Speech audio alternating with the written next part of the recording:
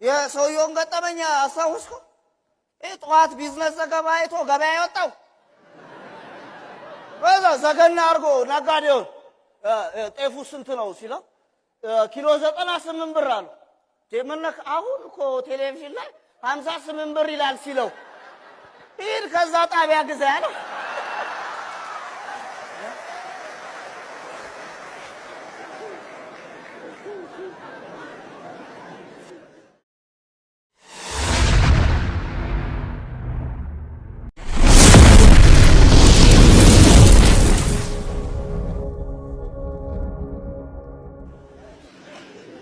ደግሞ እኮ የሚዲያዎቹ እኮ ነው የሚገርም። የእኛን ሀሳብ የእኛን ጩኸት የጮሁ ይመስል በእኛ ስም መሰየማቸው ስያሜያቸው።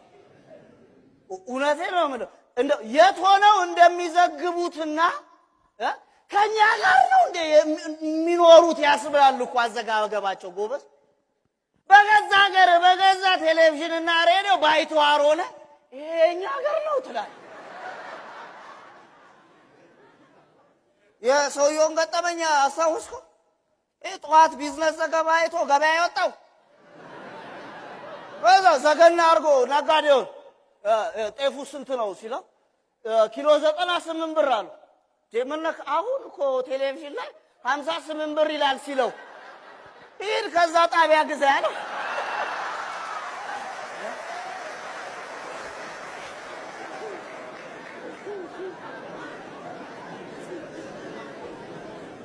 የምንኖረውና የምናየው የተለያየ ነው። ጎበዝ ነኝ የምትለውና ነኝ እያልክ ያለው ነገር ሆነ ከተገኘው ጋር በፍጹም እየተለያየ እኮ ነው የሚታየው። ጎበዝ ይሁን ከቃለ መጠይቁ በፊት መንፈስሽ አመጣ ነኝ በተዘጋ ኢንተርኔት ዜና ያሳየ። ዜናው ምን ይላል?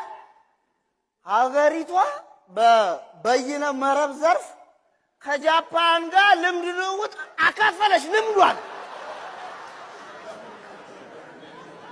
የኛ ሀገር ለጃፓን በበይነ መረብ ልምድ አካፍላል። ጎበዝ የምታውቀውን እኮ ነው የምታወራ። ያልኖርከው ምን ብለህ ነው የምትመክረው? እንደውም ትዝ አለኝ የሽማግሌው ታሪክ ትዝ አለኝ። ሰውየው ሱቅ አላቸው አሉ እና ሱቃቸው የመጣ ሰው ሁሉ እንዴት ናችሁ ሲላቸው አንድ ነገር ነው የሚሉ፣ ጎበዝ እየሰራችሁ ገንዘብ ያዙ፣ ወሳኙ ነገር ገንዘብ ነው ይላሉ። እና ከሱቃቸው ጠዋት ነገር አይወጡም። ብዛት በመቀመጥና ሽንትን በመቋጠር ኩላሊታቸው ይታመምና ሰውየው በአገር ውስጥና በውጭ ሀገር ሕክምና ገንዘባቸው የሰሩት ተሽሏቸው መጡ። ሱቅ ከፈቱ። ከዛ የመጣው ሰው ምን እንደሚመክሩ ታውቃላችሁ? እየሸናችሁ ነው።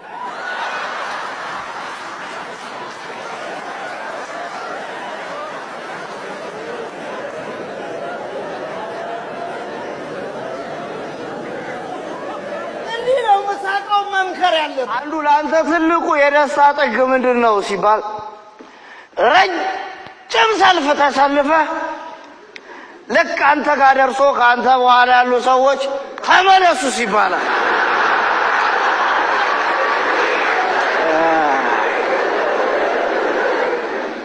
አንድ ማማ ልጣይሽ የነገሩኝ ጨዋታ አለ። ባለ ጠመንጃው እየጮኸ ይሮጣል፣ ባለ ዱላው ከኋላ ይከተልላል። ባለ ጠመንጃው እየሮጠ ኧረ ገላግሉኝ ይላል፣ ባለ ዱላው ይከተልላል። የሰፈሩ ሰው ምን ሆኖ ነው ጠመንጃ ይዞ የሚሮጠው? ምን ሆኖ ነው ሲሉት ኧረ ጎበዝ ሟች እየተከተለኝ ነው።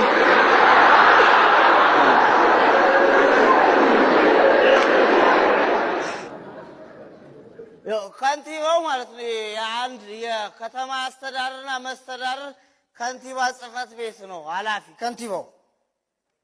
እንዳለ የጸጥታ ዘርፍ ሰዎችን ሰበሰበልህ፣ ደንብ አስከባሪዎችን ሰበሰበልህና ቀጭን ማወላውል ትእዛዝ ሰጠ። ትሰማላችሁ ጓዶች? የኢትዮጵያ ሕዝብ መቀጥቀጥ አለበት። ገልባችሁ ግረፉት፣ አናት አናቱን ቀጥቅጡት፣ ጉልበቱን እንደ ጓያ ስበሩት። ቀልል ሰዓት እላፊና አዋጁን ተላልፎ የተገኘ እያንዳንዱ ሰው እርምጃ ይወሰድበታል ብሎ ኮስተር ብሎ ቃጣን ያለ ትእዛዝ ሰጠል። እናቴ በወሩ ይሄ ከንቲባ ጉዳዩ ምን ላይ ደረሰ? የሱፐርቪዥንና ቁጥጥር ስራ ለስራ ብሎ ወጣ። ለሰዓት እላፊ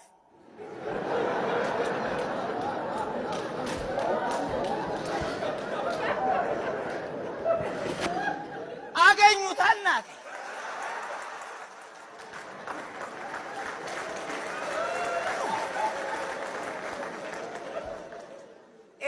ስብሰባው ላይ ያለውን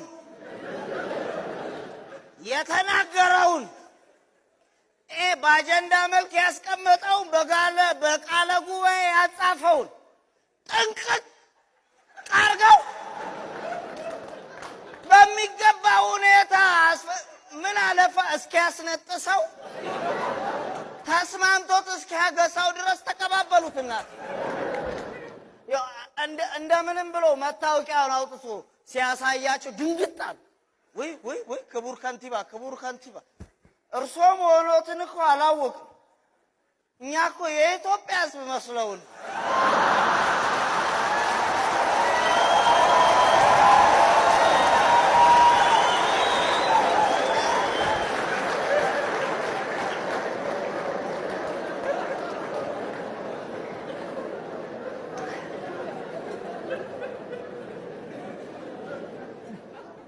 በፕላስተር የታሸገው ሰውዬ ምን አለ?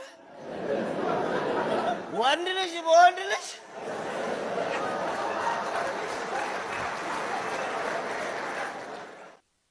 እናት ልጃቸው ሲቃዥ ደንግጠው ተነሱ። ሌሊት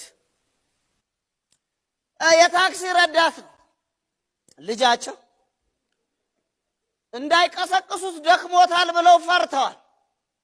አቤት አደባባይ፣ አቤት አደባባይ፣ አቤት አደባባይ ይላል። ደንግጠው ባላቸውን አባትየውን ቀሰቀሱትና አረ ልጁን ይዩት ምንድን ነው የሚለው አሉ። አባትየው አዩና አቤት አደባባይ ነይ እባክሽ እንተኛ፣ ሲሞላ ዝም ይላል።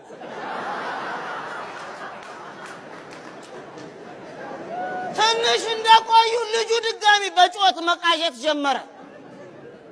እናትም አባትን ተከታትለው መጡ። ልጅ 4 ኪሎ ይላል። አባቴን በይ ቀስቅሽ ወራጅ ስለማይገኛል። እዚህ ነው እኮ እኛ ያልነው ደጋፊና ድጋፍ አያስተማምንም፣ ተመራጭ መራጩን አይለማመንም፣ የዙፋን ቁመቱ ህዝብን አያክልም፣ የማዕረግ ጡንቻ ፍትህ አይከልልም፣ እንዳላዩ ሆኖ እንዳልሰማ መዞር ለችግር አይጥልም፣ ችሎ ማለፍ ጥሩ መሰንበት ደግ ነው፣ ምናምን በፍጹም አንልም።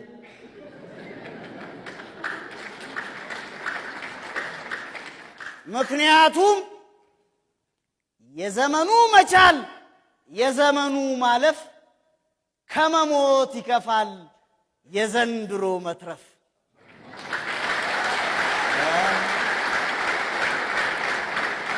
ከመሞት ይከፋል የዘንድሮ መትረፍ፣ ተስፋ ነው ይባላል ገዳይ ፊት መሰለፍ ብለዋል አዝማሪ ባንቻ።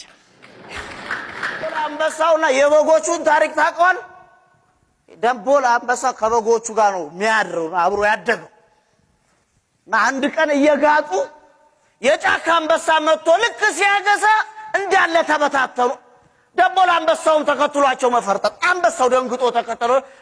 ምን ነው አንዴ ለምን ትሮጣለህ ሲል ልትበላና እንዴ አለ ደቦሉ አንበሳ። ኧረ እባክህ ብሎ ነው አንተ እኮ አንበሳ ነህ አለ። ኧረ አጃጅለህ ልትበላኝ አለ። እሺ ግድ የለም ሄደ በጎቹን ጠይቃቸው አንበሳ ነኝ አያምኑኝም አለ። ሄዶ በጎቹን እኔ እኮ አንበሳ ነኝ አላቸው። በጎቹ እየሳቁ ገና ለገና አንድ አንበሳ አሯሯጣቸው ብለህ ትቀልዳለህ አይደል አሉት። ያው አያምኑኝም ብዬ ነው ሲለው ይዞት ወንዝ ዳር መልካቸውን እያሳየው አየህ አንተ እኔን ትመስላለህ የኔ ዝርያ ነህ አለው። ደቦሉ አንበሳም የለም እኔ አንበሳ መስል በግ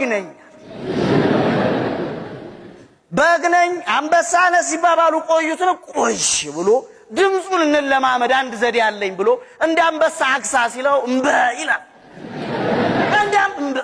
በስንት መከራቻለን አሁን ቀስ ብለው ቁጥቋጦ ውስጥ ሄደ በጎቹን አስደንብራቸዋል። እንደተባለው ሲያደርግ በጎቹ እኔ ደስ ተሰማ ሮጦ አንዷን ሲዘነጥላት ከለመደው ሳርና ቅጠል የሚጣፍጥ ስጋና ደም ሆነለት።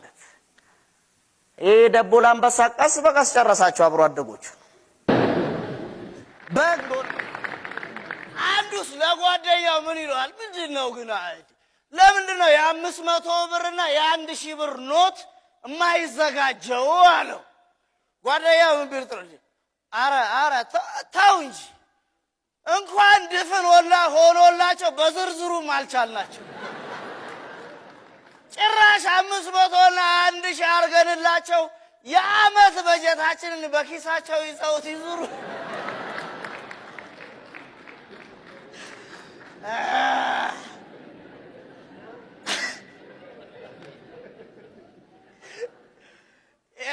ድሮ እኮ ገንዘቡ ይበረክት ነበር። አሁን እናቴ ድፍኑን 200 ብር ስትዘረዝረው እንደ 97 ድምፅ ብቻችሁ።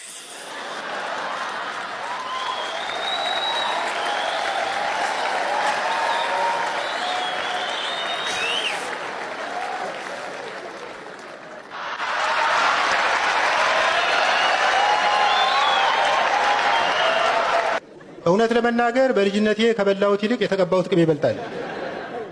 እንዲያውም ልብ ብላችሁ ከሆነ የኔ ትውልድ ልጆች የጫጨ ሰውነትና ግብዳ አናት ይዘን ታብሌት የተሸከመ ሰልፊ ስቲክ የምንመስለው አለ ምክንያት አይደለም። አናታችን ከሌላው ሰውነታችን ተነጥሎ ቅቤ እየተመገበ ስላደገ ነው። ዘርዘር አድርጌ ላቅርበው። እናቴ በእግሮቿ መሃል አጣብቃት ይዘኝና 3 አይን ባለው ቤሳ መላጭ ትላጨኛለች። ፍጥነቷ ደግሞ አንድ ባሪያ ስላሴ የተፈጠረ ሰው ጸጉር የምትሸልት ሳይሆን የድር ድንች የምትልጥ ነው የሚመስለው።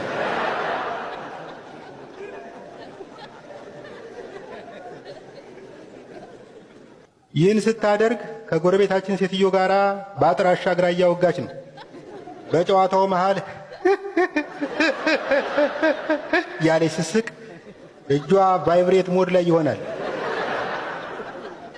አንዳንዴ ከጸጉሬ ጋር ደርባ የደም ስሬን ትላጨዋለች። ደም እየተንጠባጠበ በቅንድቤ ሲወርድ ማየ ነስሮሽ ነው ፈንክተሽ ነው።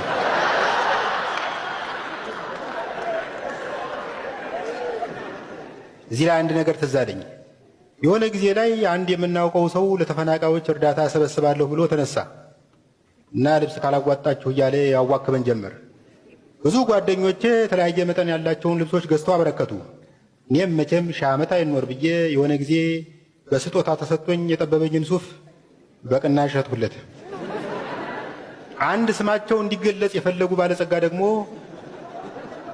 የልብስ ማጠራቀሚያ መጋዘን አበረከቱለት። እርዳታ ሰብሳቢ ሰውዬ መጋዘኑን የልብስ ባንክ ብሎ ሰየመው። ከጥቂት ጊዜ በኋላ ተፈናቃዮች በቲቪ ስናያቸው ያው እንደ ድሮ ናቸው። ልጁ በበኩሉ ዝንጥ እያለ መውጣት ጀመረ። ከዛ አንድ ቀን ከጓደኛዬ ጋር ስናወጋ ስማ ይህ ሰውዬ እንደሚዘንጠው ከየት እያመጣ ነው ብዬ ጠየቅኩት። አው ከባንኩ እያወጣ መሰለኝ ብሎ መለሰልኝ። ዘመኑ ብዙ የሚዘገን ነገር ያለበት ነው። እኔ በዚህ ዘመን አነቃቂ ንግግር እናገራለን የሚሉ ሰዎች ያስቀኑኛል። እኔ ሞቲቬሽን ስፒከር ብሆን ሊፈጠር የሚችለውን ነገር አስቡት። ሕይወት ከብዶሃል፣ አለቃ ያበሳጭሃል፣ ገንዘብ አልጠራቀም ብሎሃል፣ ከመኝታ ለመነሳት ወኔ ታጣለህ። ምኑ ተነካና ገና ሳረን ትበላለህ።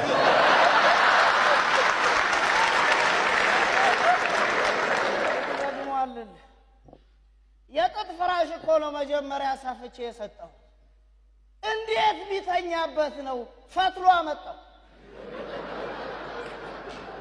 ያንዳንድ ሰው እኮ የህሊና ቁስል እኮ ማገላበጥ ብቻ መስሏል እንዴ? እንቅልፍ ማሳጣት መስሏል እንዴ? ያንዳንድ ሰው ክፋት ለፍራሹ ሁሉ እኮ ነው የማይመለስ። ደሞ ግዛኝ ብሎ ይመጣል። ሰው እንዴት በህመሙና በበሽታው ላይ ይሳለቅ? ይህንንማ ፍራሽ አበባ ስለ ለመስከረም አዙሮ አልኩታ። ቀለኛ ታረስ ለዛ ነው ጠጅ ቤት የነገርኳቸው የሻምበልን ህልም ከሰማን በኋላ ይኸውልህ ልንገር፣ ቤት ባይኖርህ አልጋ ይኖርህ፣ አልጋ ባይኖርህ ፍራሽ ነው፣ ፍራሽ እንኳን ባይኖርህ ወይ ቅዠት ወይ ህልም ይኖራል። ነገር ግን እንቅልፍህን የምታጣው ህሊና ከሌለ ብቻ፣ ሌላ ምንም ተአምር። ለዛ ነው በአዲስ መልክ ማማልጣሽ አድባሬ መከታዬን ይዤ ደረቴን ነፍቼ ከስብሰባው ላይ ወጣ። እሳቸውን ከያዝኩ ብሸነፍ እንኳን አይቆጨኝም። አድባሬ ናቸው። አድባርነታቸውን ደግሞ ላሳየ። ባለፈው ጠጅ ቤት ቁጭ ብለን እየተጫወትን ማማልጣሽ አበባው እኮ ኮንዶሚኒየም ደረሰው አልኳቸው። ጎሽ ጎሽ በእግዜሩ ተባባልን። ትንሽ ቆይተው የት ደረሰው አሉኝ። እዚህ የከተማችን መውጫ ላይ ደረሰው አልኳቸው። አሄ አሉ። አበባ የከተማው መውጫ ላይ ከደረሰው እኛ ጉፋያዎቹ የት ሊጥሉ ነው? መከታዬ እኮ ናቸው። ሁለተኛው የዚህ ሰፈር አድባርን ደግሞ ልንገር፣ መምህር ቅኔ ይባላሉ። መምህር ቅኔን አወቃቸው? የኛን ሰፈር ህፃናት የሚያስተምሩና የሚቀጡ ናቸው። የሰፈሩን ህፃናት ብቻ አይደለም፣ በትልልቅ ሰዎች ውስጥ ያሉትንም ህፃናት የሚቀጡ ናቸው። ጠጅ ቤት ቁጭ ብለን እየተጨዋወትን እኔ ምለው መምህር ቅኔ ለምንድነው ከመንግስት ትምህርት ቤት ማስተማሪያ ያቆሙት አልኳቸው።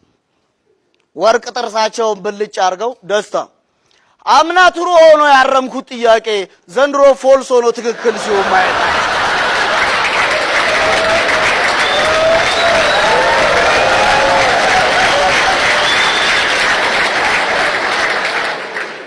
እኔ ደስታ አስመላሽ ለእንደዚህ አይነት እውነት እንጂ ለእንደ ሻምበል አይነት እውነት ምስክርነት አልቆም። ምክንያቱም ስራዬን በአግባቡ ማቅ ምርጥ ፍራሽ አዳሽ ነኝ። ከስብሰባው በሰፊ ሁኔታ የተረዳሁት ነገር ለመጣውም ለሄደውም ማጨብጨብ ነው። እኔ እውነቴን በእነዚህና መሰል ንግግሮች ከዛሬውም ጋር አያይዞ በአንድ ጊዜ ስብሰባው ላይ ከድምጽ ሰጪ ወደ ድምጽ ታቅቦ ከተሳታፊ ወደ ታዛቢ ቀየረኝ። ስብሰባውን ዳር ቁጭ ብዬ መታዘብ ጀመርኩ። የድሮ አባላት ጥያቄያቸውን ማሽጎድጎድ ጀመሩ። ጎበዝ እስከ ዛሬ ድረስ ጠይቆ አቁም ነበር እንዴ ያስብላል። ጨነቀው ጥያቄው ሲበዛበት። ቆይ ጥሩ ሐሳቦች ነው የተነሱት ብሎ ከመድረክ ላይ አወራ። ጥሩ ሐሳቦች ነው እስካሁን የተነሱት። ነገር ግን እኛ ለሰፊው ህዝብ ስንል በትጋት እየሰራን አንዳንድ አካላት ለምሳሌ እንደ ፍራሽ አዳሾች አይነት በፍራሾቻችን ላይ አደጋ እያደረሱ ነው። እንዴት ማድረግ እንችላለን አለ። ሾር ነው የገባኝ። እኔና ማማልጣሽ ብቻ ነበር። ባለፈው ፍራሹን ሳድስለት የግራ ጫማዬን ረስቼ ፍራሹን ሰፍቼለት ነው። ለጫማ ጠቅላላ ጉባኤ ላይ እናገረኛል። እንዲህ ነው እዚህ ሰፈርኩ። ጥያቄዎችን መመለስ ሲያቅታቸው፣ አጀንዳዎችን መመለስ ሲያቅታቸው ሌላ አጀንዳ ያዘጋጁላል። በትልልቅ ቁም ነገሮች መሃል ገለባ ሐሳብ እያነሱ ጥያቄን ያንኳስሱታል። ለግራ ጫማ ስብሰባ ላይ እናገረኛል። ለነገሩ ከጫማ ውጪ ምን ወሬ ያለው? ባለፈው በጫማው ምክንያት አግኝቼዋለሁ። አንድ ህንጻ አስገነባና የሰፈሩ ሰዎች ለዚህ ሰውዬ ምስጋና ያስፈልገዋል ብለው ሙሉ ልብስ ከነጫማው ሽልማት አዘጋጁለት። ለድራችን ዳኛ ሻምበል ማን ያዘዋል። ሙሉ ልብሱን ሲለብሰው ኮቱም ሱሪውም ሰፍቶት ጫማው ልክክ አለ።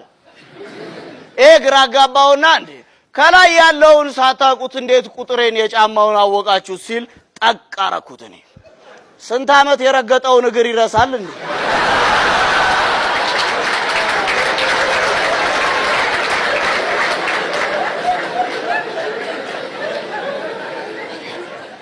ስለ ፍራሽ አዳሽ ሲያወራ እማማ ልጣሽ ብድግ ብለው መከታ ሆኑ።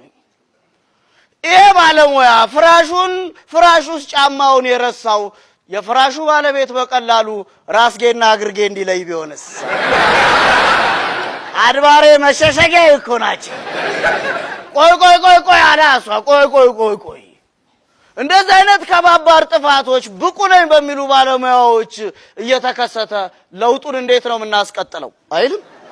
ይሄኔ ብድግ አልኳ ከታዛቢነት ወደ ተሳታፊነት። ክቡር ዳኛ ሻምበል ለውጡ የሚቀጥለው በግርጌ በኩል ሳይሆን በራስጌ በኩል።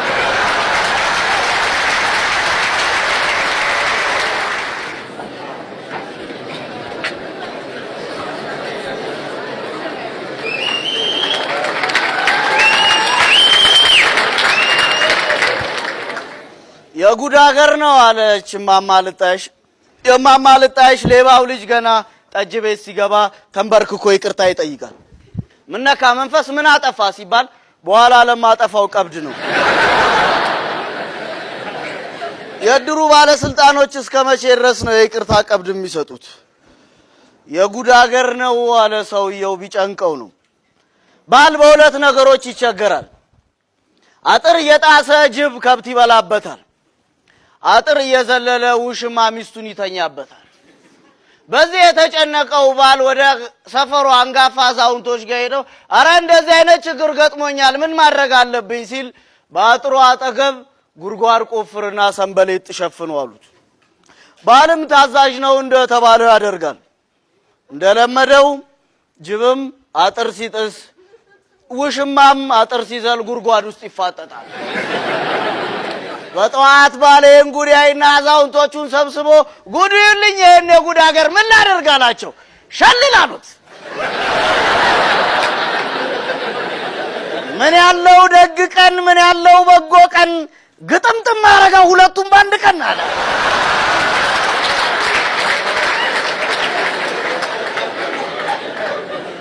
ዛሬም እዚህ ሰፈር እኔና የድራችን ዳኛ ሻምበልን አገጣጠመን።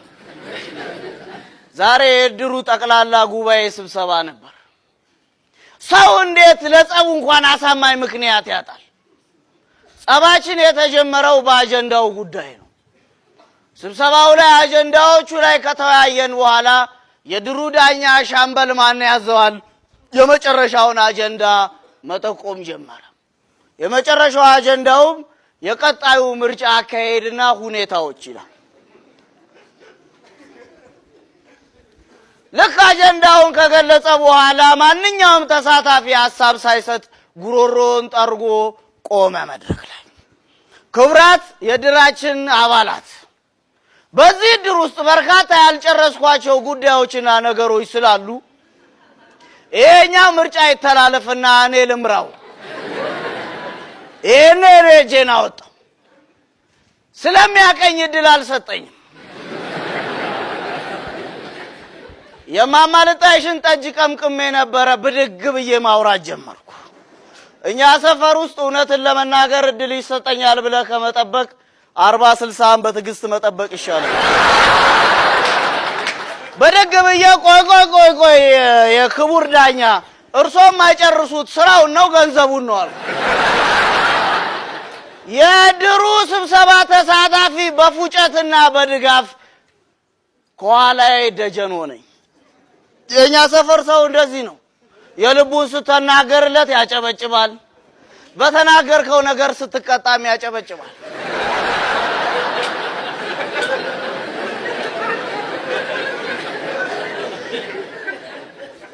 እድል ያልሰጠኝ ከድሩ ዳኛ ሻምበል ጋር በአግባቡ ስለምንተዋወቅ ነው።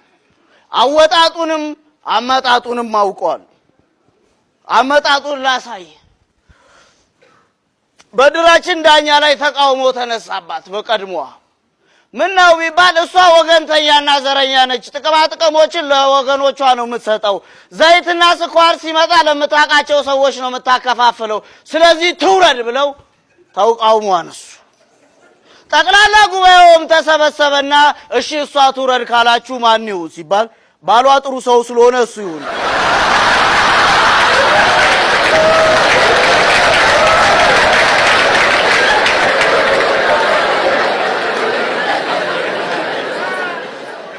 ታዲያ የዱላ ቅብብል ማለት ይህ አይደለም? አወጣጡን ደግሞ ላሳይ። የባለፈው ምርጫ ላይ በእጩነት ቀረበ። ሻምበል ማን ያዟል? የአስመራጭ ኮሚቴው ጠራኝና አቶ ደስታ አንተ የብዙ ሰዎችን ጓዳና ጎድጓዳውን ታውቃለህ፣ ፍራሽ ልታድስም ቤታቸው ውስጥ ትገባለህ፣ ስለዚህ የሻምበልን ጀርባ አጥናው አሉኝ። እሱ ግዴታዬ ነው ለሰፊው ህዝብ ሲባል ብዬ ማጥናት ጀመርኩ። ጥናቴን ጨርሼ በጊዜው ስብሰባው ላይ ተገኘው። አቶ ደስታ ጥናትህን ጨረስከው? ጀርባውን አጠናው? አዎ በሚገባ። እሺ እጅ ከምን አሉኝ። ኧረ ጎበዝ ሰውየው ጀርባ የሚባል የለውም ዙሪያውን ሆድ ነው።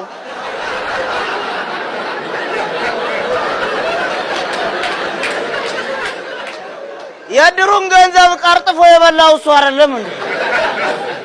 የምርጫው ቀን እንደ ዛሬው ጉሮሮን ጠርጎ መድረክ ላይ ወጣና ክቡራት የድራችን አባላት ለዚህ ሰፈርና ለዚህ ድር አስፈላጊው ሰው ማን ነው? ሀ እኔ፣ ለ ሀ ሐመሩሃ ሀና ለ መ ሁሉም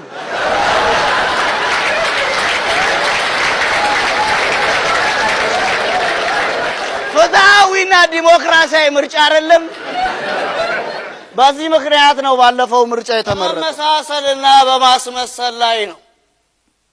የዚህ ሰፈር ትክክለኛ መንገድ ተደርጎ የሚወሰደው መድገም ነው። የሁል ጊዜ የውድቀታችን መሰረት ግን ውድቀቶቻችንን እየደጋገምን መኖር ነው። ዛሬ ሁለት ባልና ሚስቶች ተጨቃጭቀው መጡ። ትልቅ ጉዳይ ነው ይዘው የመጡት። ያጨቃጨቃቸው ጉዳይ ምንድነው? የፍራሽ ጨርቅ አይነት። ባል የፍራሽ ጨርቁ መሆን ያለበት ምንም ምልክት የሌለው ልሙጡ ነው አለ።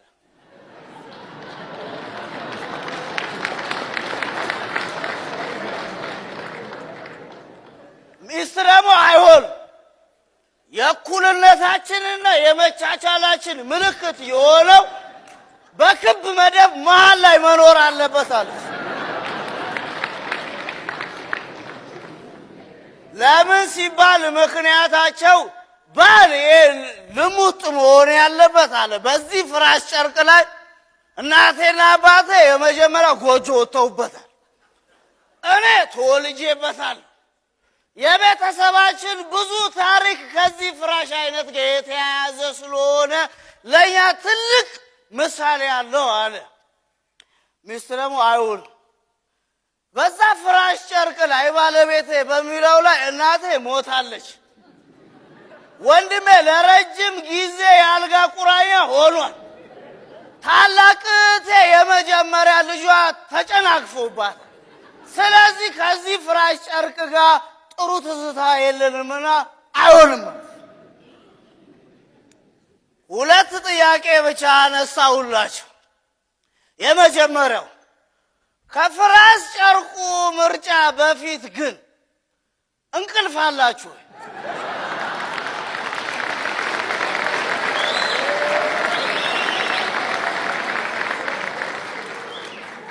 ሁለተኛው ጥያቄ እያጣላችሁና እያጨቃጨቃችሁ ያለው ያለፈ ታሪክና ትዝታችሁ ነው ወይስ የሚመጣው የወደፊት ኑሯችሁ?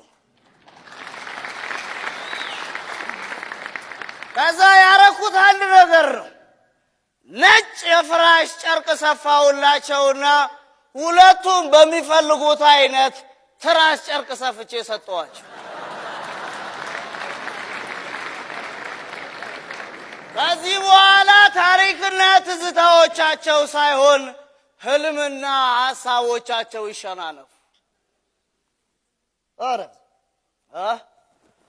የመመሳሰላችን አንድ አይነት ችግሮቻችን ሁሉ ተመሳሳይ እንዲሆኑ አድርጎታል። አሁን ዘመኑ የምን ይመስላል? የመምሰልና የመድገም የእስስትና የበቀቀን ዘመን ሆኖላል። ይህንን በሁለት ጨዋታዎች ያደምቅልሃል። ሁለቱ በአብሮነት በአንድነት አንድ ቤት ውስጥ ይኖራሉ እንጂ አንድ አይነት አይደሉም። ጠጁንም ማየት ትችላለህ። ሁሉም ጠጁን ለየብቻው ይጠጣል፣ በጋራ ይጫወታል እንጂ አንድ አይነት ስካር አይሰክርም። ምክንያቱም ሁሉም የሚሰክረው በጉያው ባለው ብሶት ልክ ነው። ግን አሉልህ ብሶትህ ላይ ክብሪት እየጨመሩ አብሮነትን እያራራቁ ልዩ ነህ ብለው ለልዩነት የሚጋብዙ። ከዛ በኋላ የትም ብትሄድ ምንም አታገኝም። ፍርሸንጎ ሄደህ ፍትህ የምታገኝ መስሎ እንደው አሪፍ የማማልጣሽ ጨዋታ አለች። አንድ ሴትዮ ንጉሱ ከወደቁ በኋላ ጠጅ ቤታቸው ሞቅ ደመቅ ሲል አንዱ ሰውዬ አይኑ ደም ይለብሳል። ክቡር ዘበኛዎች በተሰባሰቡበት ሊያሳጣቸው እኔ ብሎት እማማ እርሶ የፊት አውራሪ ገሌ ሚስት ነበሩ አይደለም አላቸው። ሴትዮዋ ብልጥ ናቸው። ባረገው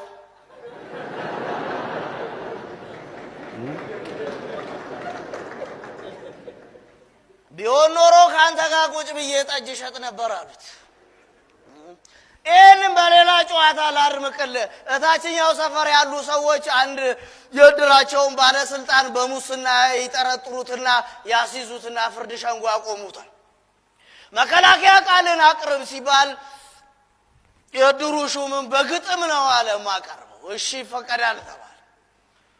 በሙስና ወንጀል አጉል ተጠርጥሬ እስር ቤት ብኖርም የህዝቡን ንብረት ሀብት ምን ብመዘብርም ለአቃቢ ሕጉ ሙስና ሰጥቼ እንደምወጣ ግን አልጠራጠርም።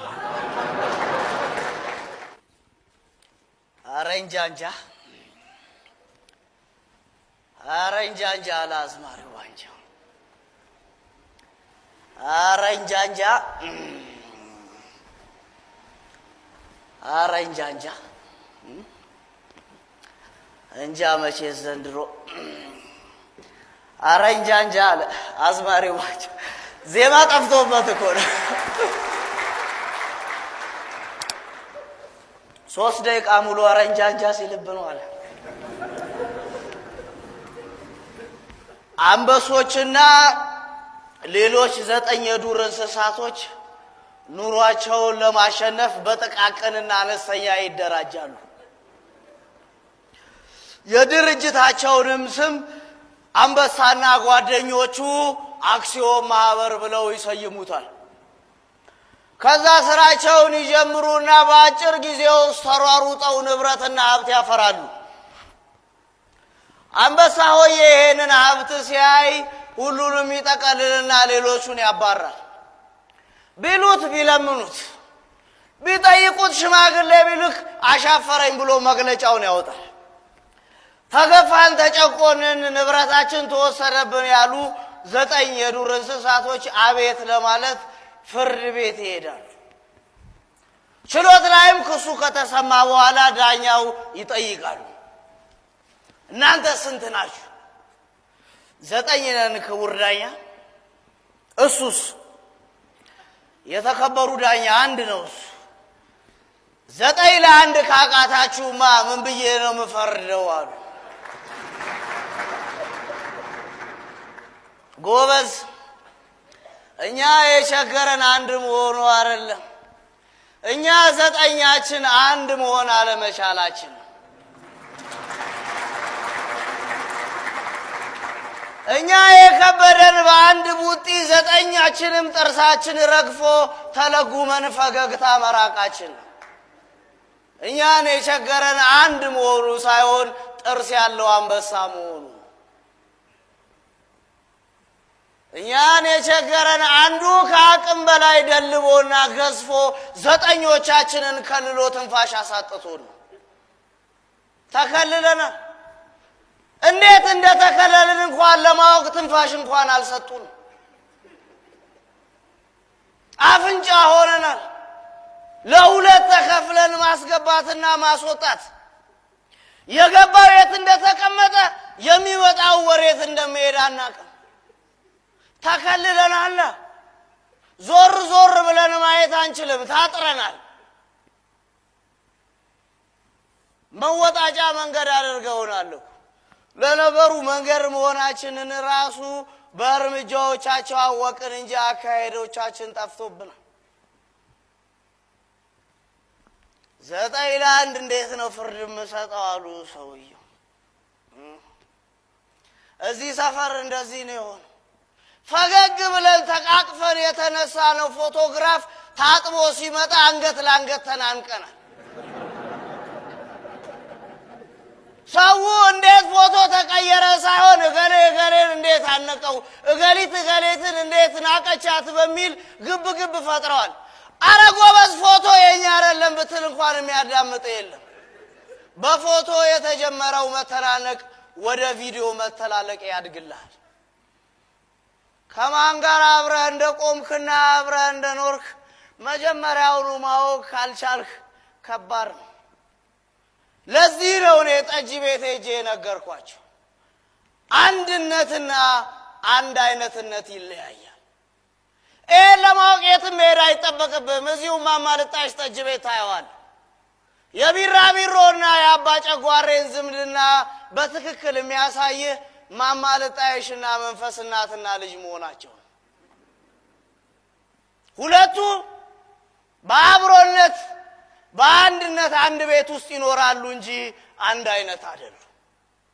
ጠጪውንም ማየት ትችላለህ። መስመርህን ብቻ አይደለም መጠጥህንም መምረጥ አለብህ። እና እኔ ለምን ይመስላል ጠጅ የመረጥኩት? አረቄ ስትጠጣ ይጎመዝዛል፣ ጎንበስ ትላለህ። እዚህ ሰፈር ጎንበስ ስትል ኩርኩሙ ብዙ ነው። ኩርኩማቸው ቁመት ያሳጥራል። ጠላ ስትጠጣ ጉሽ አይጠፋውም፣ ምን ትፍ ትላለህ። ሰው አመሉ ብዙ ነው፣ አንቋሸሽከኝ ብሎ ይጋጫል። ጠጅ ስትጠጣስ ቀና ትላለህ።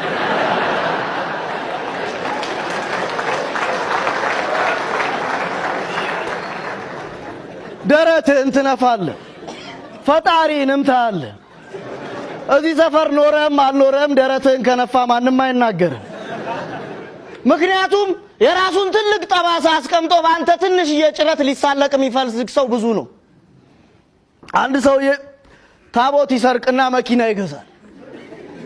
ሰውየው ጉዳዩን ስለሚያውቁ ሁል ጊዜ አድፍጠው ነው የሚጠብቁት። ከመኪናው ጀርባ ላይ አንተ ጠብቅልኝ ብሎ አያጽፍም። ሰውየው ይሄን አዩና እና ንብረቱን ላይ ጠብቅ ትፈልጋለህ?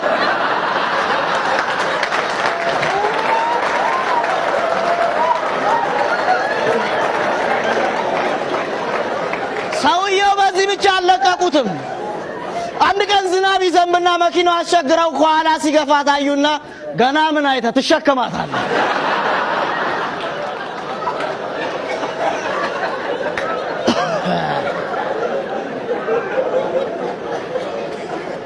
ይሄ ነው የራስን ትልቅ ጠባሳ አስቀምጦ በሰው ጭረት መዝናናት ማለት። ባለፈው ህልሙን መናገር ጀመረልህ። ድቅድቅ ባለ ጨለማ ውስጥ የዚህ ሰፈር ሰው እርስ በርሱ ሳይታይ እየተጠላለፈ ነው አለ። እሺ ከፊት ለፊት አንድ ብርሃን ይታየኛል።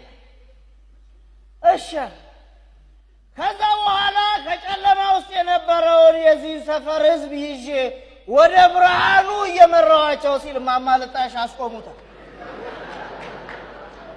ኧረ እባክሽ አንበልተው የቀኑ አልበቃ ብሎ በእንቅልፋችንም ቅስቀሳ ጀመርክ።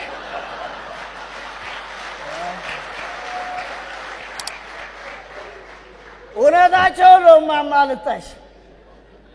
አሁን እንደው ሻምበል እንቅልፉን ተኝቶ ህልም ካየ እውነትም የድራችን ዳኛ ሊቀመንበር ሻምበል ህሊና የለውም ማለት ምክንያቱም የሰራው ስራ እንደዚህ በነፃነት አስተኝቶ ህልም የሚያሳይ አይደለም።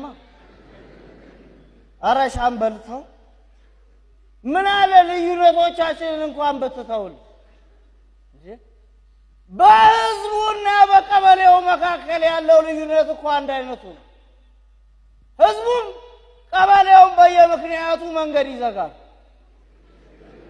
ለዩልን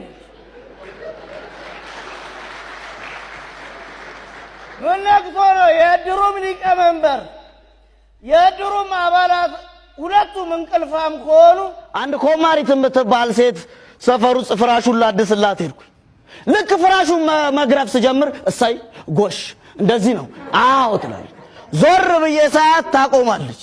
ድጋሚ መግረፌን ስቀጥል እሳይ እንደዚህ ነው አዎ ጎሽ ትላለች። በኋላ ሚስጥሩን ለካ ሳጠና እዚህ ፍራሽ ላይ ባለቤቷ ሰራተኛዋን አማግጧል።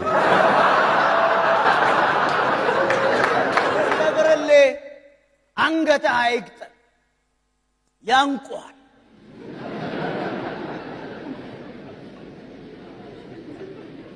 ለማንም እንዳትወድቅ ይንቋል። ሻምበል በጠቅላላው ጉባኤ መሃል የተናገረኝ ለምን እንደሆነ ታውቃለህ? እንዲህ በቀላሉ መወድቅለት መስሎታል። እኔ ግን በቀላሉ አልወድቅም። በወድቅ እንኳን እንደማንም ሹመኛ የደመራ ችቦ ነኝ። በወደቅኩበት በኩል ትንቢቴን ተናገሩ ምል አይደለም። መውደቄን ለመነሳት ምክንያት ማደርግ ሰው ነኝ።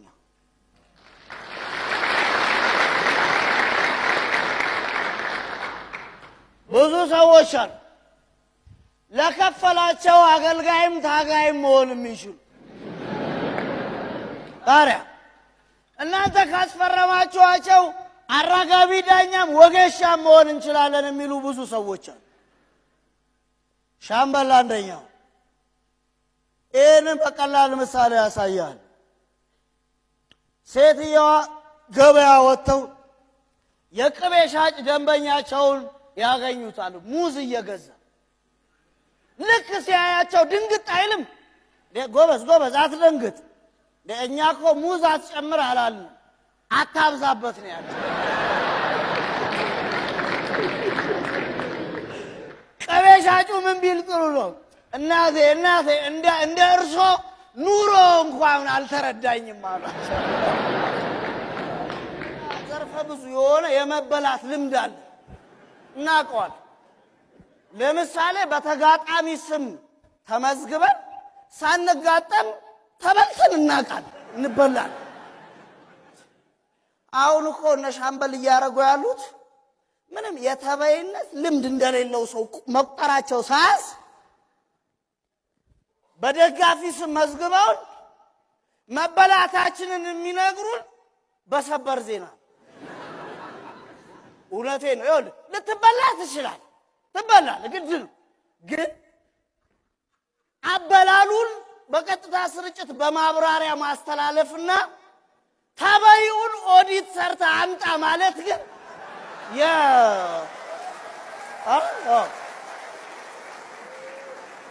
እውነቴን ነው። ኦዲት ስራ የፕሮፌሽናል በይ ባህሪ አይደል። በቃ እሺ ይሄም ይሁን በሂደት ነው ብቁነት የሚመጣው ብለን ዝም እንዳንል ከመበላታችን የበለጠ የሚያናደው ተበልተዋል ተብለን እናቋቁማቸው በሚል ድጋሚ ይበላል። ማንን እንደምትመስል ምን እንደምትደግም ካላወቅ ሁሉ ጊዜ የውድቀት ኑሮ ነው የምትኖር። ምን ነካ? ጉድጓድ ውስጥ ሆኖ እኮ ጉድጓድ አይቆፈርም፣ መወጣጫ ይበጃል እንጂ። እንድታስመስላቸውና እንድትደግምላቸው የሚፈልጉ ሰዎች እንዴት መሰሉ? በመልክህና በግብርህ እንድታምር በልብስህ እንድትዋብ ያረጉና ህሊናህን አሽጠው በሆድህ ብቻ ተገዥ ሆነው እንድትኖር ነው የሚያረጉት። እንደዚህ አይነት ሰዎች እንዴት መሰሉ? አንድ ሰውዬ በጣም ጥሬ ስጋ ይወዳሉ። መውደዳቸው ለመግለጽ ሁለት ምሳሌ እናስቀምጥ። የመጀመሪያ ሐኪም ቤት ሄደው ታመው ሐኪሙ እባክዎትን በቃ ጥሬ ስጋ ያቁሙ፣ ምክንያቱም ተመሳሳይና ተያያዥ በሽታዎች እየመጣ ነው ከእርሶ እድሜ ጋር ተያይዞ ይቅርቦት አላቸው። ሰውየው ለምን አሉ? ምክንያቱም ጤነኛ ይሆናሉ፣ ጥሩ ኑሮ ይኖራሉ። እሺ ከዛስ? ይሻሎታል። ተመሳሳይ በሽታዎች እንዲሁም ተያያዥ በሽታዎች ይቀራሉ። እሺ ከዛስ? ያው ይኖራሉ። እሺ ከዛስ? ያው ኖሮ መሞት አይቀርም ይሞታሉ ሲላቸው ሰውየው እና ሞተ ጠብቀው ነው የምትለኝ? የስጋ መወለዳቸው ሌላ ምሳሌ። ልጃቸው ስጋ እየቆረጠችላቸው ቤት በድንገት ትጮኻል። ምን ሆንሽ ምናምን ሲሏት አይ ቢላው እጄን ቆርጦኝ ነው ሲል እና ቢሆንስ ጥሬ ስጋ ላይ እንዲጮሃል የሚሉ ሰው ናቸው። በጣም ለስጋ ክብር ከመስጠታቸው የተነሳ ሲያርዱም ሲያሳረዱም ሙሉ ሱፍ ከነከረባት አድርገው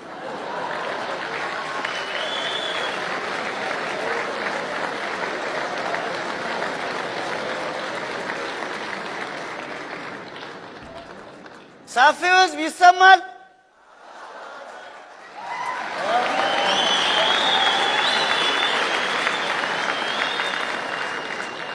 አሁን ቢላ ያዘ ሰው እንዳትጠብቅ፣ ሙሉ ሱፍ ያረገ ሰው ነው የሚበልጥ።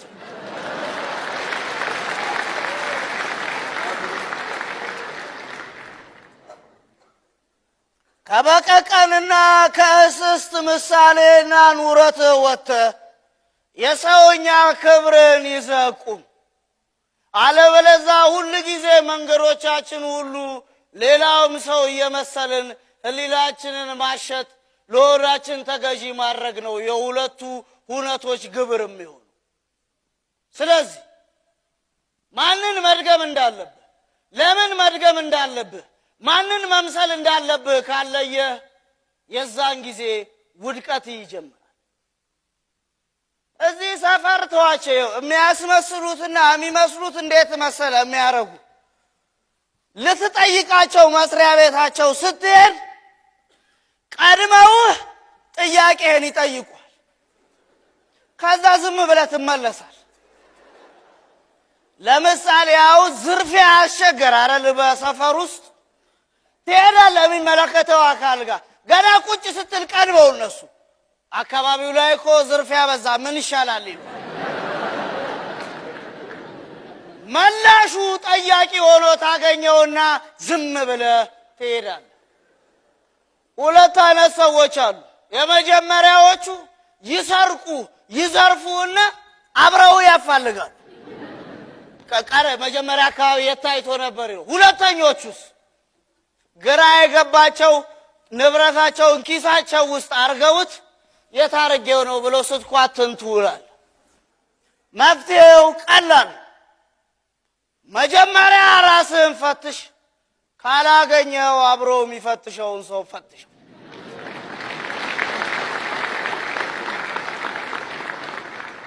መፈታተሻችን እንዴት ነው? ጥሩ ላይ ነው አይደል? በጉልበት በገንዘብ በጡንቻ እየተፈታተሽ ነው አይደል? ምን አገኘ? ምንም።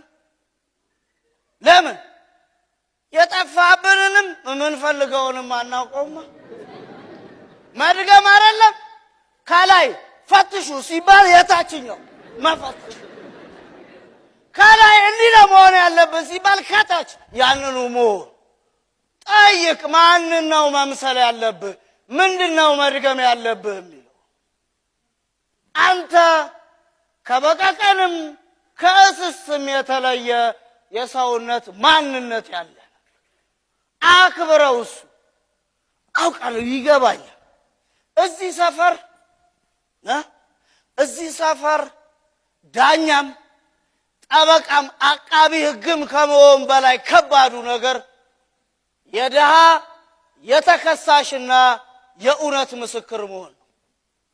ምን እየተደረገ ነው፣ ምን እየሆነ ነው ብሎ መጠየቅ ከማድረግ በላይ ያስፈርድብሃል። ግን ለራስህ እውነት ከሆንክ ለማንም ውሸት አትሆን። እመነኝ። የማንንም እውነት ቢዝነስ አድርገው በማስመሰልና የሰውን በመድገም ውስጥ አልፈው የማናችንንም ህሊና ቢዝነስ አድርገውት ቢቆዩ ይከብሩበታል እንጂ እመነኝ አይከበሩበትም።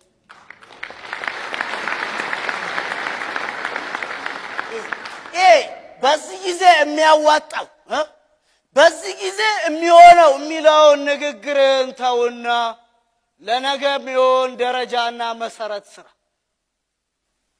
ዛሬ ልታመልጥ ትችላል።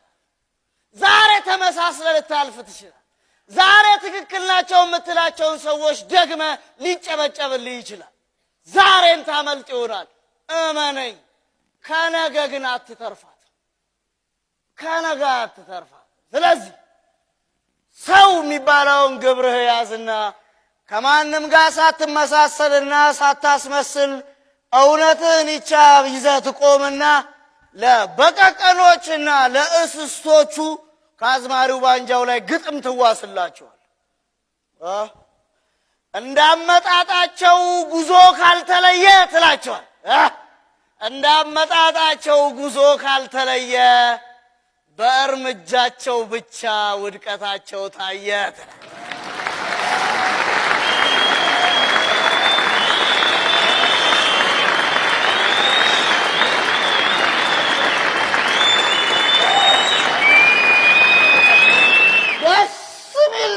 እኮ ነው የደረስነው። በጣም ነው ደስ ያለኝ። እንደ ዛሬ ከልኩ አልፌ ጠጥቼ ሁሉ አላቅም። ደስ ነው አለኝ። እውነቴን ነው።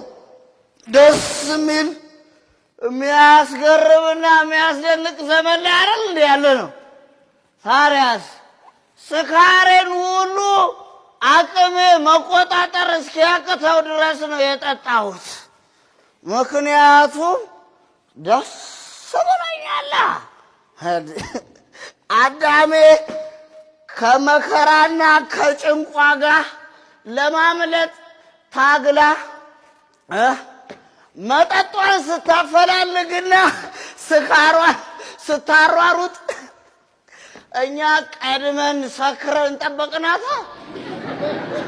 እንዴ ማንም ችግርና ጭንቀቷ ሲያስጨንቃት ወደ ጠጅ ቤት አትመጣም አንገቷን ደፍታ። ሁሉም ሰው ሲብስበት መከራና ጭንቁ አንገቱን ደፍቶ እጁን ወደ ኋላ አጣምሮ ጠጅ ቤት ሲገባ፣ እኛስ ምናችን ሞኝ ነው? አግዳሚያችንን ዘጭ አድርገን ሞልተን ጠበቅናቸዋል። እና ቢራ ተወደደ ብለው በእኛ ሊዝናኑብን። እናቴ ያኔ የውስኪ ጠርሙሳቸውን ባዶውን ወርውረውብን አልነበር? እኛም የእነሱን ቢል ተጠቀምንባቸዋል። የጅናቸው ጠርሙስ ላይ ጠጃችንን ሞልተን ጠጅ ቤት ሲመጣ ዋጋውን በእጥፍ የራሳቸውን ምክንያት ተጠቅመን ዘይትና ቤንዚን ስለተወደደ ብለው አይደል መጠጥ ላይ የጨመሩት። እሱኑ ቢል ተጠቅመን ራሳቸው ላይ ጨመርንባቸው። እናቴ በጠጅ ቤቱ በር ላይ ለማለፍ ሁሉ የሚቀፈውና የሚሰቀጥጠው የወረዳው አስተዳዳሪ ሁሉ ማማ ልጣይሽ ጠጅ ቤት እንደምን ዋላችሁ ብሎ አይገባም። እማማ ልጣይሽ ተኮሷ። ውይ ውይ ጌታዬ፣ እንደው ምን ይሻላል? አግዳሚ ሁሉ እኮ ተይዟል፣ ሞልቷል። ወይ የቢሮህን ይዘህ ትመጣ አሉት።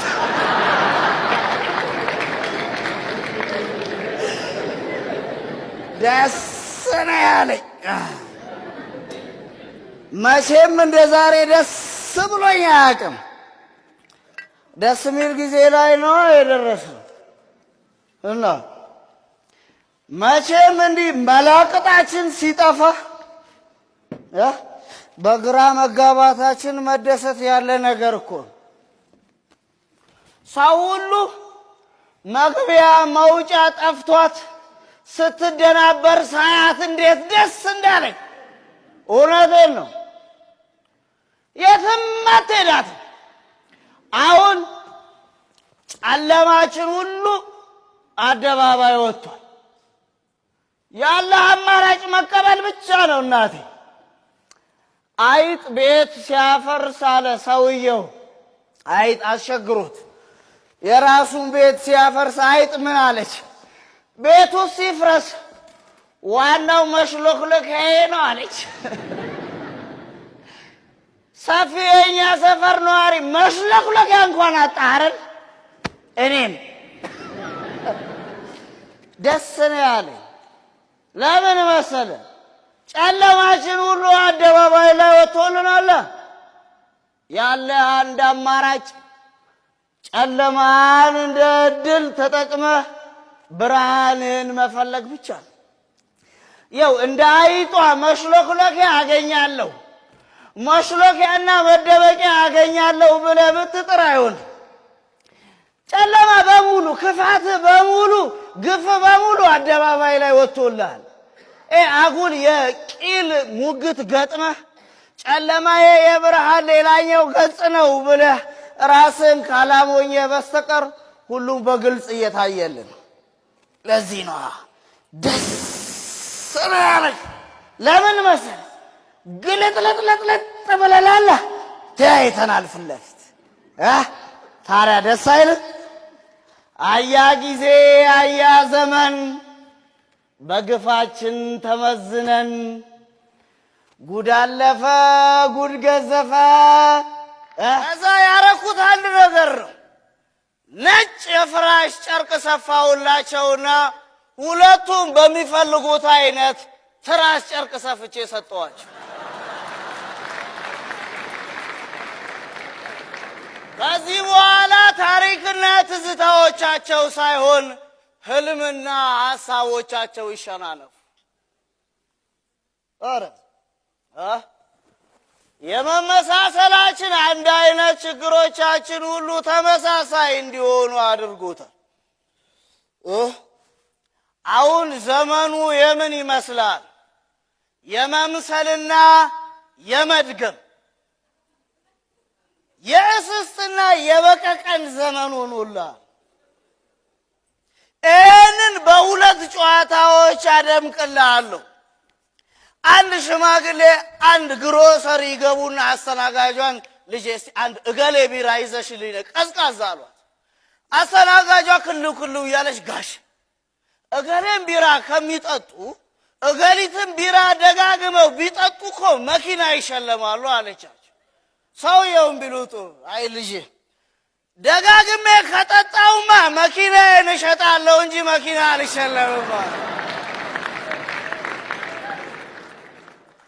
ሁለተኛ ምሳሌያችን ባልና ሚስት ቤት ይገባል። ባል 3 ኪሎ ስጋ ይገዛና ለሚስቱ ይሰጣታል። እሺ ጥሩ አርገሽ ቀይወጥ ምሳ ሰዓት እመጣለሁ ብሎ ይሄድላል። ሚስት ከውሽሟ ጋር አዋዜ ሰርታ ትበለዋለች። ባል መጣ ምሳ ሰዓት። የታል ምግቡ? ድመቱ በላው። ባልስ በይ ድመቱን ይዘሽልኝ ያለ ድመቱን ይዛ ከመጣች በኋላ ድመቱን አንስቶ ባል ሚዛን ላይ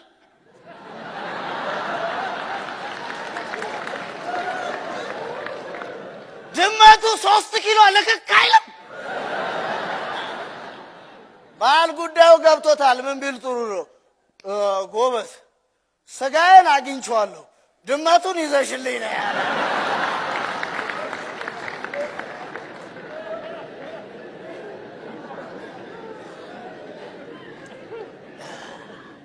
አለመስማማት እኮ ተፈጥሯዊ ነው። ለምንድን ነው እኔ ብቻ ትክክል ካልሆንኩ ብለህ በራስህ ፍቅር ወድቀህ ለሌላው ሰው የውድቀት መንገድ የምታዘጋጀው? እውነቴ ነው። ማንኛውም ችግርና ስህተት በቂ የሆነ ምክንያት አለው። ነገር ግን ጥያቄው ተጸጽተሃል የሚለው ጸጸት ጋር መድረስ ካልፈለክ ምኞትህን ሳይሆን እውነትህን ብቻ ተከተል። የበቀቀንና የእስስት ዘመን ውስጥ መኖር ማንነትን ከመርሳትና ከመሳት ውጪ ምንም የሚሰጥ አማራጭ የለም። ሰውና ዘመኑ በሁለት ተመዘኑ ይላል አዝማሪው ባንጃው።